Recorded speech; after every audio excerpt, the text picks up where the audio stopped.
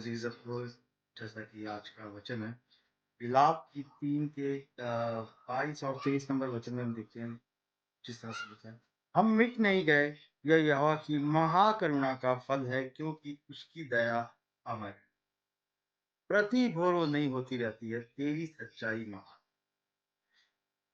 तो यहाँ पर हम देखते हैं कि महाकरुणा, महाकरुणा क्या है? कि यहोवा की महाकरुणा का फल। करुणा जैसे कि करुणा शब्द जो है हम देखते हैं कि बहुत सी चीज़ों के लिए इस्तेमाल होता है।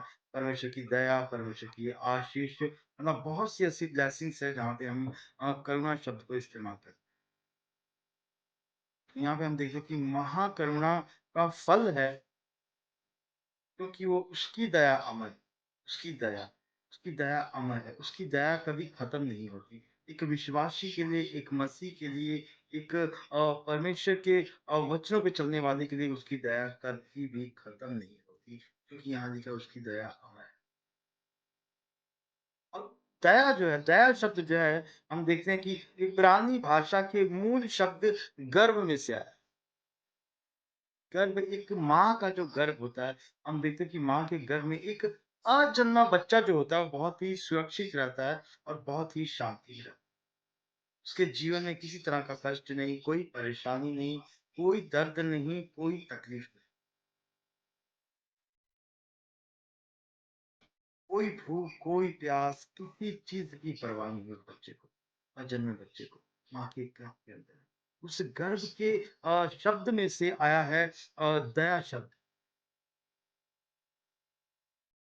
इस शब्द में इतनी आशीष है।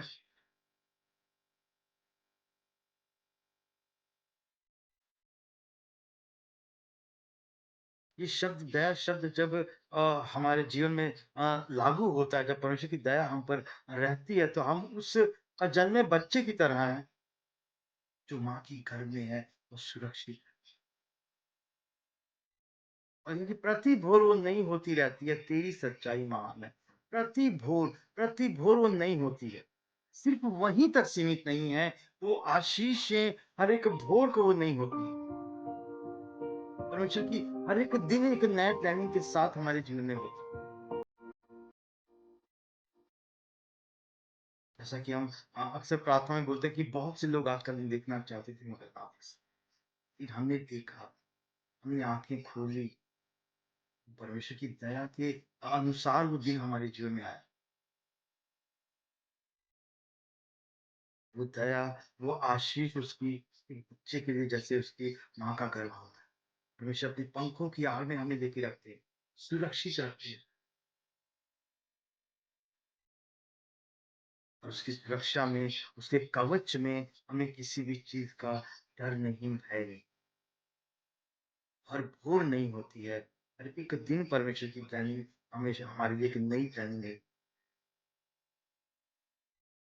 परमेश्वर पे विश्वास करके, परमेश्वर के अनुग्रह से भर के, उसके वचनों पे चलते रहें, उसके कामों को करते रहें और परमेश्वर की दया हमारे जीवन में सदा बनी रहे। यही आज का वचन हमें बताता है। जय मसीह की शक्ति।